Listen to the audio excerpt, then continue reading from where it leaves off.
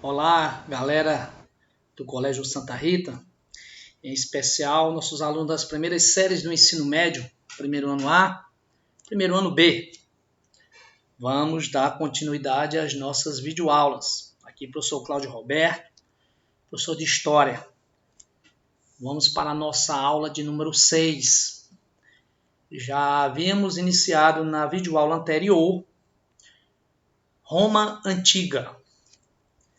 Na aula anterior, nós trabalhamos o processo de povoamento da Península Itálica e aconteceu entre os anos de 2000 até o ano 1000 e falamos também da fundação de Roma, da origem da versão lendária narrado no poema Eneida, do poeta Virgílio, que trata da fundação de Roma a partir de uma versão lendária, onde Roma teria sido fundada por dois irmãos gêmeos, Rômulo e Remo, e falamos da versão histórica que Roma foi fundada pelos povos latinos. Aí iniciamos o período da monarquia. A história de Roma se divide em 3 momentos: monarquia, república e império. O período da monarquia vai da fundação de Roma, provavelmente 753 a.C., até no ano de 509, quando houve a fundação da república. Na época da monarquia, Roma se constituía já em uma cidade que tornou-se a sede de um reino da Península Itálica, reino etrusco, formado pelos povos etruscos e pelos povos latinos, e no ano de 509, a elite romana, a elite aristocrática, a elite patrícia romana, fundou a República, destituindo o último rei etrusco, de origem etrusca, Tarquínio o Soberbo, por limitar por demais o poder do Senado romano. Uma conspiração revolucionária levou à derrubada de Tarquínio o Soberbo no ano de 509, findando a monarquia, inaugurando o período da República Romana. A República Romana vai do ano de 509 a.C. até o ano 27. Isso é o período, portanto, quase 5 séculos de república. Vamos estar estudando aí esse longo período em que ocorreu a expansão territorial romano e o processo de aperfeiçoamento político, apesar das crises que vieram a acontecer no final da República. Ao fundo dessa imagem, percebemos a existência, uma imagem que retrata uma das instituições que já existia desde a época da monarquia e que tornou-se uma instituição também importantíssima na República. Aí era o Senado Romano. O Senado era o poder legislativo de Roma. As importantes decisões eram decididas justamente nesse local, nessa instituição. Aí os senadores em seus assentos e um dos senadores está fazendo uso da tribuna da palavra. Vamos então tratar desse sistema republicano romano. Por que república? Porque na época da monarquia romana, isto é, de 753 ao ano de 509, o poder romano era exercido pelo monarca, pelo rei, cujo poder era hereditário. 7 reis governaram Roma durante o período da monarquia. E, portanto, agora na República, vejamos como se constituía o sistema republicano. Ou seja, o poder executivo não era mais exercido pelo rei, mas 2 membros eleitos anualmente. Portanto, a votação era anual. Esses 2 cônsules eram eles que presidiam o Senado, que era a instituição mais forte do poder político de Roma. Comandavam o exército, propunham as leis, portanto, assumia as funções executivas. Tinha o Senado, controlado pela elite patrícia, principal órgão de poder, tinha a função de legislar, e as assembleias que ratificavam as leis elaboradas, propostas pelo Senado. A Assembleia Centurial, inclusive elegia os cônsules, eram eleitos pela Assembleia Centurial, votavam os projetos. Temáticas religiosas eram votadas na Assembleia Curial e tinha a Assembleia Tribal, que cuidava de assuntos administrativos, escolha de magistrados. Eram as assembleias que tinham a função de ratificar as leis propostas, elaboradas pelo Senado. Portanto, essas eram as instituições da chamada República Romana. O sistema político romano ele era controlado pelos ricos patrícios, ou seja, somente os ricos patrícios é que comandava, é que dominava as principais instituições da República, o consulado, o Senado, as assembleias. Patrícios era a elite romana, eram os ricos, latifundiários, portanto, os grandes proprietários. A residência de um patrício era bastante luxuosa. O domus era a casa luxuosa dos patrícios e observa tamanho privilégio que detinha a classe dos patrícios. Vejamos aqui o que aconteceu com o advento da República Romana. Os patrícios tinham vantagens, eram proprietários de terras, possuíam gado, escravos, propriedades, sendo que esses escravos oriundos de guerras ou escravidão por dívida. Tinham direitos políticos e controlavam praticamente todo o sistema político republicano. Enquanto que a plebe, formada pela classe dos comerciantes, artesãos, camada popular, pequenos os camponeses, era a massa plebeia. Tinha, portanto, dificuldades. Apesar de ser maioria da população, pagavam impostos, serviam ao exército romano, portanto, Roma dependia deles para ter um exército forte, não podia exercer cargos importantes, casamento entre plebeus e patrícios eram proibidos, e se a plebe não conseguisse pagar, se algum plebeu não conseguisse pagar suas dívidas, acabavam se tornando escravos por dívidas. Diante dessas injustiças que a plebe passa a sofrer com o advento da República, o que acontece? A plebe vai se movimentar. A plebe vai reivindicar direitos. A plebe vai exigir direitos, principalmente nos órgãos políticos. Eles sem direitos, as magistraturas, sem direitos a participar da vida política, obrigados a servir ao exército, expostos, portanto, à guerra, à escravidão, por dívidas. E aí a plebe vai grevar, vai lutar pacificamente. Consideram as primeiras grandes greves da história da humanidade. O que é greve? Como é que se greva? Boicotar.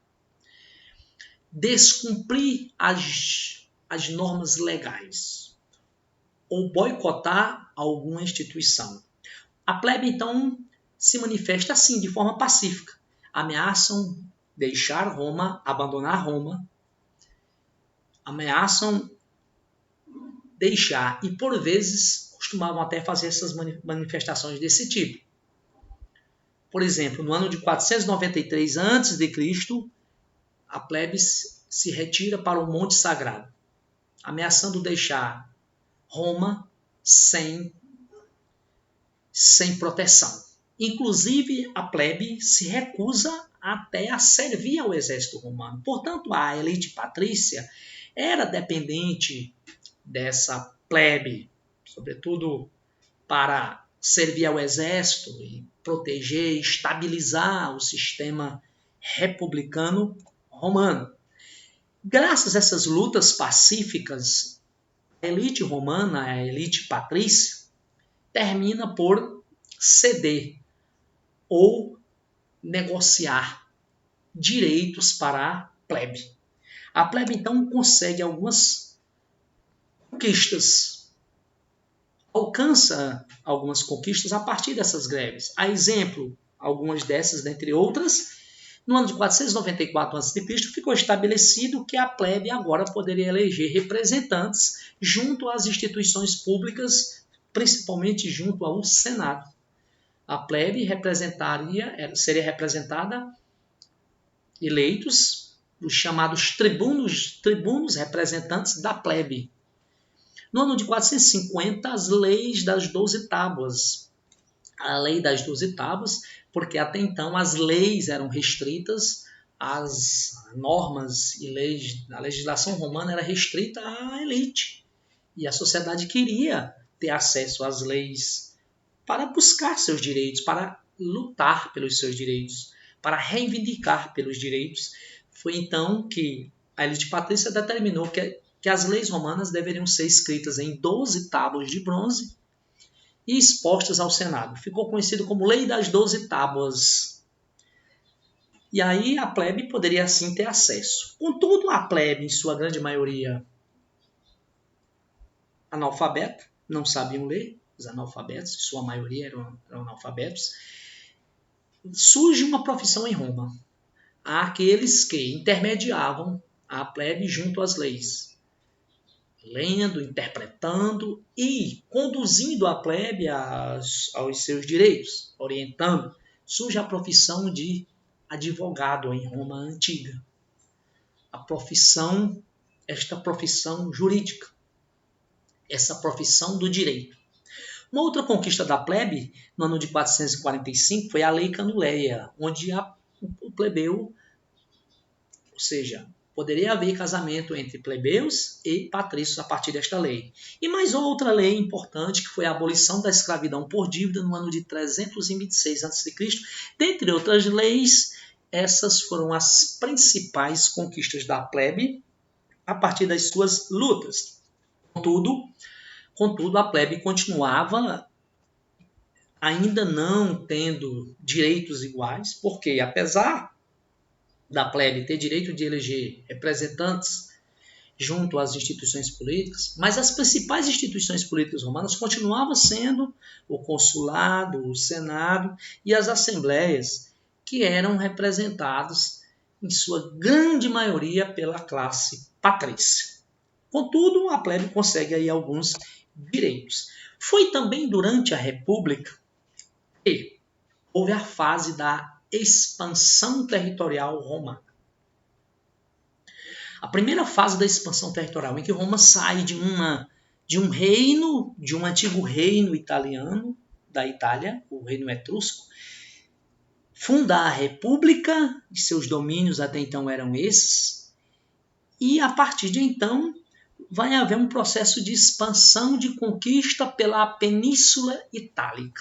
Vai ser a primeira fase das conquistas, foi a conquista da Itália, e posteriormente vai buscar conquistar territórios banhados pelo mar Mediterrâneo. A expansão territorial romana, que aconteceu em sua grande maioria, em grande parte durante a República, foi importante para abastecer Roma de escravos, porque essas conquistas militares territoriais aconteceram graças às guerras, foram feitas com guerras. E as guerras eram fontes de escravos, até porque a grande maioria dos escravos eram provenientes de prisioneiros de guerras, capturados em guerras. Então, as conquistas serviu para abastecer Roma de escravos. E a conquista da Itália foi durante esse período, entre os anos de 590 a 270. Houve a expansão militar territorial romana durante a Itália. Antes, esse era o núcleo inicial de Roma. A expansão do reino etrusco, as conquistas pela Península Itálica de forma gradual, foi entre os anos de que não foi da noite para o dia, foram décadas e décadas de guerras, de conflitos, até que os romanos conseguiram conquistar toda a Itália. Paulatinamente, aqui o processo de avanço territorial romano na Península Ibérica, aliás, na Península Itálica. Após conquistarem a Itália, é preciso agora conquistar o mar Mediterrâneo e toda a bacia, os territórios. Esse era o projeto militar romano. Após conquistar a Itália, era preciso agora conquistar a bacia mediterrânea, os territórios banhados pelo mar. Porém, na época, isto é, século III a.C., após os romanos conquistarem toda a Itália, uma importante cidade do norte da África chamada Cartago. Cartago era uma antiga colônia fenícia, tornou-se um centro econômico importante. Cartago expandiu seu império, seus domínios para territórios do litoral africano, essa coloração azul, para a península, para a ilha Sicília, a ilha de Córcega, as ilhas de Córcega e Sardenha e outras ilhas mediterrâneas, até a Península Ibérica.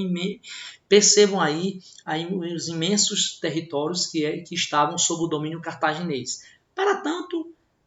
Para que os romanos pudessem alcançar o domínio do mar, era preciso enfrentar Cartago. E isso vai acontecer nas famosas Guerras Púnicas, que durou entre os anos de 264 a 146, 3 guerras púnicas que aconteceram durante esse intervalo aí de 264 a 146 a.C. As guerras púnicas foram as guerras entre Roma, os domínios romanos e Cartago, antiga colônia fenícia. A causa geral dessa guerra foi a disputa pelo domínio da bacia mediterrânea, sendo que a causa imediata foi quando os romanos, na chamada Primeira Guerra Púnica, invadiu a ilha Sicília, que era um domínio cartaginês. O nome Púnicas provém do latim Fênix, que vem de fenícios, pelo fato de Cartago ter sido colonizado pelos fenícios na antiguidade. Foi uma das colônias fenícias. Foram 3 guerras púnicas. A primeira, em que os romanos atacaram a ilha Sicília e conseguiram vitórias, e a partir dessa primeira guerra púnica, os domínios romanos se estendem pela ilha Sicília, pela ilha de Córcega e Sardenha. A segunda guerra púnica foi quando os cartagineses, a partir da Nova Cartago, um domínio cartaginês da Península Ibérica, o general Aníbal Barco, montado em seus elefantes, partiram, atravessaram os Alpes com a intenção de atacar Roma. Aqui foi a rota do general Aníbal Barca, com a intenção de atacar Roma pelos Alpes, porém não conseguiu, foi derrotado e acabou regressando para Cartago. E a terceira guerra púnica foi quando os romanos atacaram de vez a cidade de Cartago e a destruíram. Portanto, a primeira guerra púnica, que aconteceu entre os anos de 264 a 241 a.C., foi quando os romanos resolveram atacar a ilha Sicília, que era um domínio cartaginês. Roma foi vitoriosa e a partir de então incorporou não somente a ilha Sicília, mas os territórios de Córcega e Sardenha, essas 2 grandes ilhas, ao domínio territorial romano. A segunda e a terceira guerra púnica. A segunda foi quando o general Aníbal Barca, montado os soldados, uma grande tropa montada em elefantes, resolveram então atacar Roma pelos Alpes, atravessando as montanhas geladas dos Alpes, do início da Península Itálica, e tentaram atacar Roma. Contudo, os romanos estavam preparados, venceram, e os cartagineses retornaram para Cartago. E a terceira e última guerra púnica foi quando os romanos resolveram atacar a cidade de Cartago e atacar também uma colônia de Cartago chamada Nova Cartago na Península Ibérica. Final das guerras púnicas, Roma saiu vitoriosa. Essa imagem lembra essa grande expedição comandada pelo general Aníbal Barca, general cartaginês, que tentaram destruir Roma pelos Alpes, atravessando as montanhas geladas. Atacaram, porém o exército romano conseguiu se impor e vencer. Final das guerras púnicas, no ano de 146 a.C., houve a destruição de Cartago, E a partir de então, a partir da destruição de Cartago, como os próprios romanos passaram a dizer, o mar é nostro, o mar é nosso, o mar Mediterrâneo e, consequentemente, os territórios banhados pelo mar. Nos séculos seguintes, nos séculos 2 e 1 a.C., as conquistas romanas não pararam. Avançaram pelos territórios banhados pelo mar Mediterrâneo e, no século I depois de Cristo, as conquistas romanas haviam atingido toda essa imensidão de território.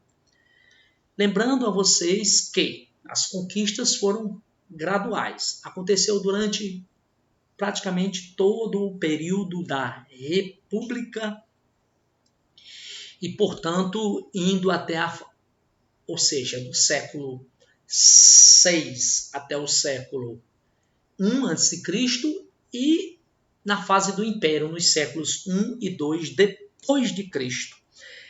Aí é uma imagem que lembra a destruição de Cartago pelos romanos e as conquistas dos séculos II e I a.C., a conquista romana da bacia do Mediterrâneo, Mare Nostrum, o ocidente, na Península Ibérica, a região da Gália, foi incorporada aos domínios romanos, e no Oriente, a Macedônia, a Grécia, a Ásia Menor, norte da África, e vejam imensos territórios que foram alcançados, sendo que a cidade de Roma era a sede de todos esses domínios, era, portanto, a sede administrativa, onde ali estavam as instituições públicas, onde ali estavam administrando todos esses domínios, o consulado em número de 2, o Senado romano e as assembleias. Portanto, as instituições principais, dentre outras instituições políticas e jurídicas. E é claro que essas conquistas trouxeram consequências para a Roma antiga. Trouxeram várias consequências. Vamos aqui agora tratar das principais consequências a partir das conquistas. O que foi que as conquistas trouxeram para Roma? Que mudanças aconteceram após essas conquistas ou durante essas conquistas? Primeiro foi o crescimento do interesse pela profissionalização da atividade militar. Foi a primeira civilização do mundo antigo a profissionalizar o exército, a tornar um soldado um profissional, com um tempo de serviço, inclusive com direito à aposentadoria. Com vencimentos mensais, onde o soldo do soldado, pago inclusive com sal. Sal era um produto bastante valorizado na região pelas suas escassez, produto bastante valorizado, servia como moeda, o sal era aceito em qualquer região de todo o imenso domínio romano como moeda. Então os vencimentos dos soldados eram pagos muitas vezes com sal, daí a origem da palavra salário. Então nós podemos dizer que as conquistas romanas se deram principalmente por conta da organização do seu exército. O exército romano tornou-se uma profissão com suas táticas. Claro que na época não havia ainda armas de fogo, as principais armas de um soldado romano, de um legionário, era assim chamado.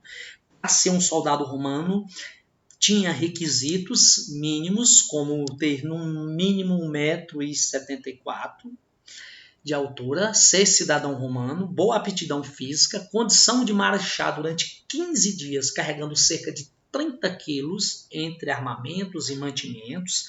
E os armamentos de um soldado romano incluía desde um bom escudo de proteção, onde a partir desse instrumento militar eles podiam desenvolver várias táticas de guerra, como essa tática chamada tática tartaruga, onde havia toda uma proteção do pilotão. Aqui nós temos o elmo, que protegia a cabeça. O soldado também era protegido com uma além de um capacete, uma couraça com parte de metal, cinto coberto com placas de metal, um avental de disco de metal colocado sobre tiras de couro, né? Ou seja, com uma intenção de proteger essa parte do tórax do soldado, sandálias de couro com pregos de ferro na sola, uma espada de ferro com cabo de osso, né? O dardo com a ponta de ferro e cabo de madeira, além de um punhal. Eram as principais armas de um soldado. Na época, essa era uma das armas mais fortes que os romanos se utilizavam nesses conflitos, que era chamada catapulta, né? Um instrumento aí militar, onde era utilizado para lançar bolas de pedras envolvidas com enxama, com alguma substância inflamável e, portanto, utilizado para atacar estruturas inimigas. E a legião de soldados corresponde a uma unidade, e a Roma era formada por várias unidades militares como essas. As legiões chegavam a ter, em cada legião dessas, até 5.000 soldados, sob o comando de um general. Aí está um acampamento romano fortificado. Eles instalavam esses acampamentos provisórios em territórios em que eles se instalavam por meses e até anos durante os processos de conquistas para desenvolver suas estratégias, todo o seu treinamento militar e as estratégias no comando de um general, sendo que cada legião dessa era comandada por um grande general romano. Então, podemos assim atribuir as conquistas romanas a essa cada vez mais profissionalização e organização desse exército romano, cada vez mais treinado, onde o soldado romano tinha todo um aparato profissional, onde os quais faziam treinamentos para testar a aptidão física, chegavam a carregar todos esses mantimentos, que incluía todo esse armamento e outros mantimentos, chegavam a ter 30 quilos, chegavam a percorrer, a marchar durante 15 dias, carregando todo esse equipamento de armamentos e mantimentos mais pessoais. Esse era o legionário romano, esse era o soldado romano, né, que fazia parte da legião, sendo a legião formada por aproximadamente 5.000 homens, sob o comando de um general. Lembrando que esses acampamentos romanos eles eram organizados e instalados justamente nas proximidades dos combates, dos territórios, os quais estavam acontecendo combate para a expansão, para o avanço dos domínios. E cada território romano conquistado era incorporado aos domínios políticos de Roma, sendo esses territórios conquistados, sendo eles obrigados a pagar tributos, a pagar impostos para Roma antiga. Os romanos passaram ao longo do tempo a dividir esses territórios em pequenas províncias administradas por procuradores romanos, ou seja, pessoas indicadas pelas autoridades romanas com a intenção de governar aquela região, representar politicamente Roma em cada uma das províncias conquistadas e organizar a manutenção da defesa, da estabilidade, da ordem e da arrecadação de impostos para Roma antiga.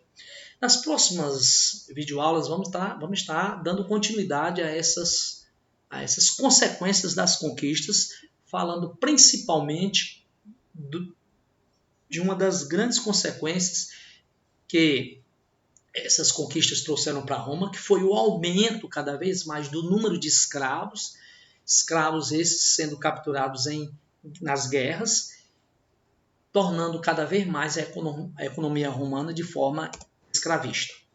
Mais uma vez, oriento os nossos alunos a recorrer à nossa plataforma, a plataforma Sistema Farias Brito de Ensino, para que possam ali utilizar-se das ferramentas e assim estar cada vez mais melhorando, fortalecendo, potencializando o seu aprendizado. Também recorra aos exercícios do nosso volume 2.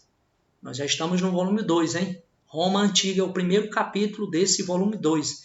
E os exercícios das páginas 25 a 28 são atividades e exercícios relacionados a essa temática. Um abraço a todos e até a nossa próxima videoaula.